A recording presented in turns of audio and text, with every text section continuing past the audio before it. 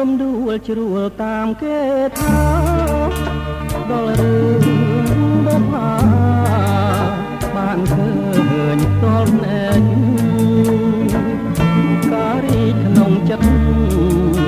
កើតមានណែតមានក្លិនចំឡាយ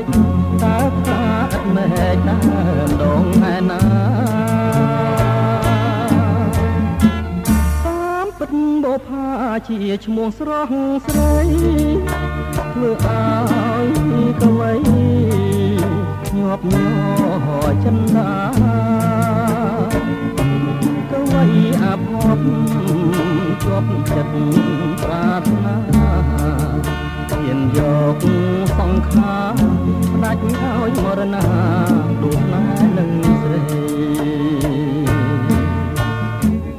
បងសូមលំទួសួរអូនបុប្ផាសូមបើមេត្តាសំដងត្រណីសូមអូនអាណិតដល់ចិត្តកវីជុំរូបបងខ្សែបងនៅតែស្មៅក្នុងនាមចិនត្រង់ដែលស្មោះដូចបងអបថាទាំងតងលើទ្រូងមរណៈនៅមុខនោបងចាឈ្មោះអូនអ្នកថារូបបងស្ម័គ្រចង់នៅរួមរះនឹងអូនបុប្ផា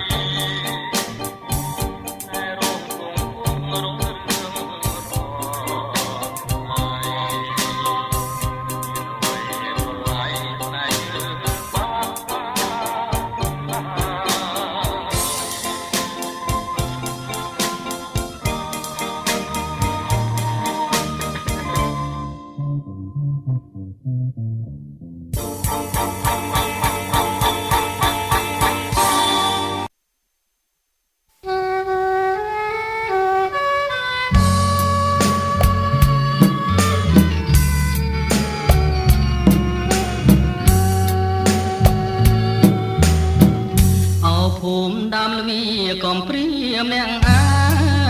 នៅដាច់សងវែងកណ្ដោយកណ្ដែងតាមដងព្រឹងសាក្បែរស្ទឹងទឹងហូរកាន់ដងសែឡាហាងចេញវាចាអង្វរខ្ញុំថាកំដាច់ហាឡៃរសៀលទុនទាបខ្យល់បងពីភ្នំសំលេងរៃយំនាំឲ្យចិនខ្ញុំរន្ធត់ពេលក្រៃបាក់សៃបាក់សាប្រពំដងត្រីបំពេលមុំស្រីកណ្ដាលទ្រូងព្រៃសូរិយាជ្រៀងជ្រេស្រនងជើងភ្នំដូចយំឆ្លងឆ្លាយអភូមិខ្ញុំហើយនឹងមិនភ្លេចទេបបអាតាព្រៃរីគ្មានទំនេរក៏លន់បំពេអនុស្សាវរីយ៍អោព្រេងសំណាងជួបតែកុសលវាសនាបានផ្ដល់សុខរាំងមង្គលក្រុមវិនាទី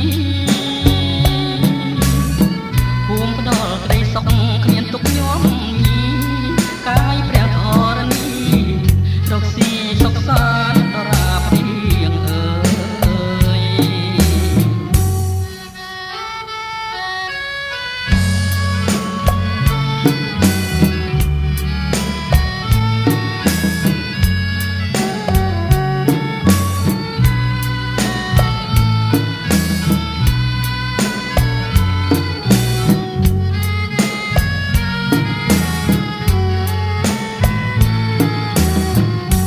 ស្រ